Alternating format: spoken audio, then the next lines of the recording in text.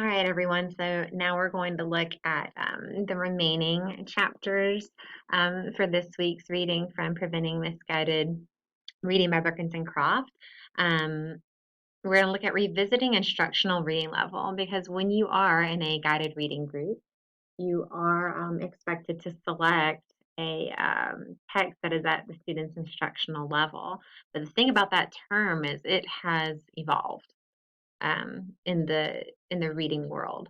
I love this quote, and I had it enlarged and posted above my desk as a literacy coach for many years. When students are in texts that are too difficult for them, their success rests on our support or our effort rather than their independence.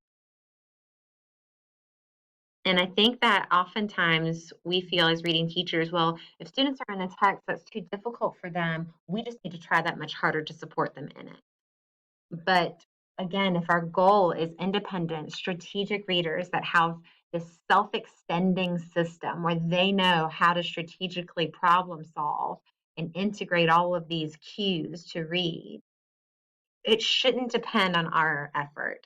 It should depend on their independence. Their success with it should depend on what they can do on their own. So we're looking again at Bett's definition of instructional reading level, keeping in mind that, cognitive load, there's no strain, there's no fatigue. The brain is in a place where it feels primed for learning. It feels safe. It feels challenged, but not tired. That there's minimal comprehension of factual and inferential information at about 75%. And it's going to depend on the different benchmark systems that you use and how comprehension is assessed. An accurate pronunciation of running words at least 95%. The ability to anticipate meaning. So you're seeing a child in an instructional reading level being able to use what they know about the context to anticipate what's going to happen. And again, there's that freedom from tension in the reading situation. The brain is in a place where it feels like it can learn.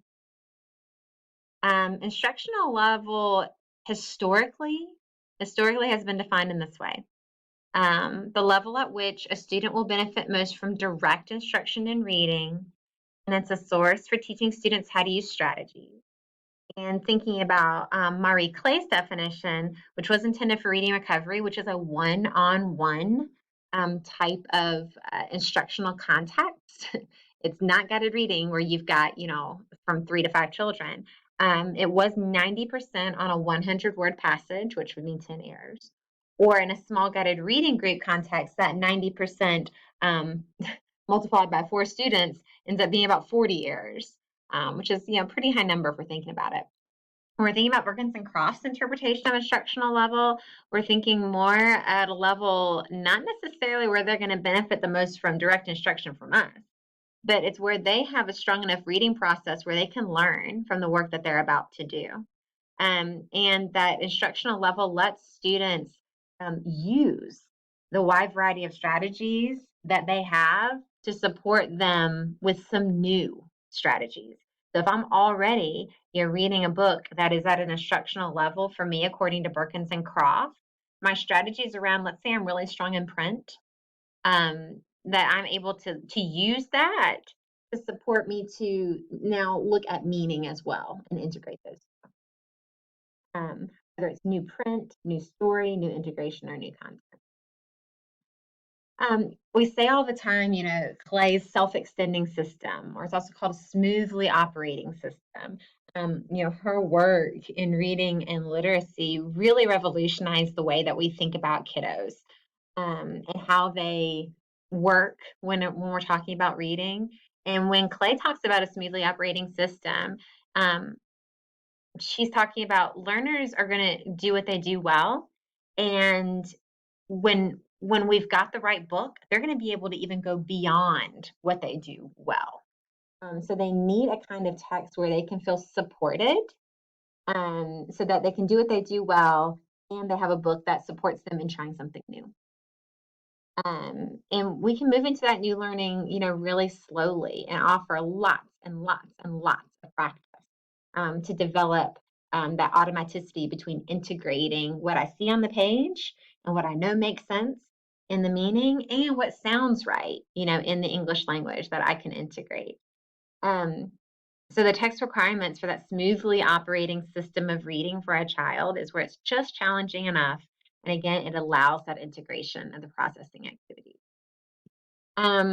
So 4 suggestions for helping students develop those smoothly operating systems is teach students from books in which they can practice that balanced reading process, which sounds so simple. It sounds so easy, but so often we are teaching students from books in which they cannot practice that balanced reading process. The books are too difficult. So we want to look at what is the most difficult level at which the student still sounds like a reader.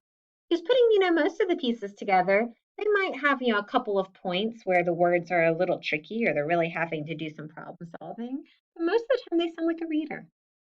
And what is that last level at where they can support themselves pretty well, right before the process becomes somewhat jumbled? And what level will let me observe the ways that a student is actually working strategically? So if I'm listening to a student read and the book is so difficult that I don't even know, I can't tell what they're using to work themselves through the text, that book is too difficult. Strategy 2 is to increase your sensitivity to reader distress. I think a lot of the times because we feel so pressed for time in a reading workshop, especially in a guided reading group, we ignore reader distress. And a lot of the times when I would be invited in to watch or to provide feedback, I would pay special attention to reader distress. If the students felt stress, if the reading sounded disjointed, halting, robotic, if the session was lasting 25 to 30 minutes because it was taking everyone that long to get through the book, if the teacher wasn't able to take running records because she was so busy having to support students over and over and over again because they couldn't really read any part of it independently, if at the end of that session the teacher looks exhausted.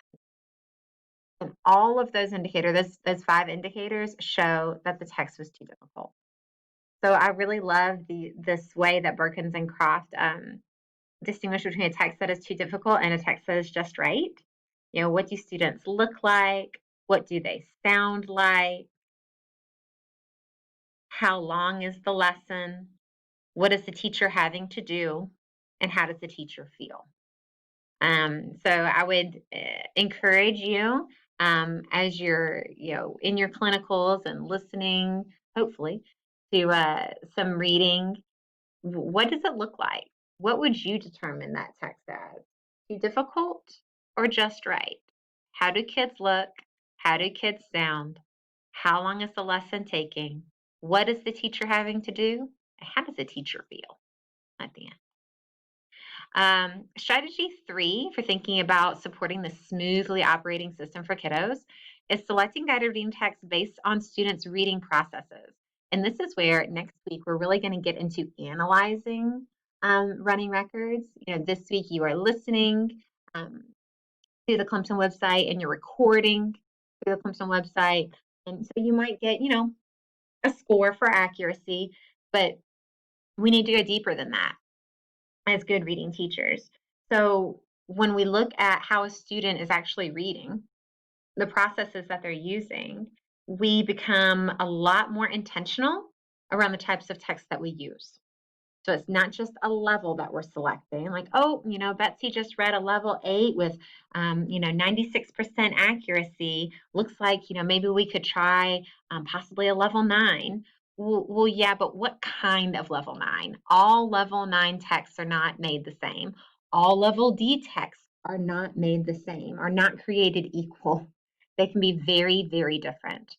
And these are just a couple of things to consider when you are selecting a guided reading text, not just based on level. Level can be one indicator, but also selecting text dependent upon if a kiddo is more of a meaning-based kiddo, they're more story dependent, they may require texts that have print elements that are easier to really try to draw their attention to visually what they tend to be skipping.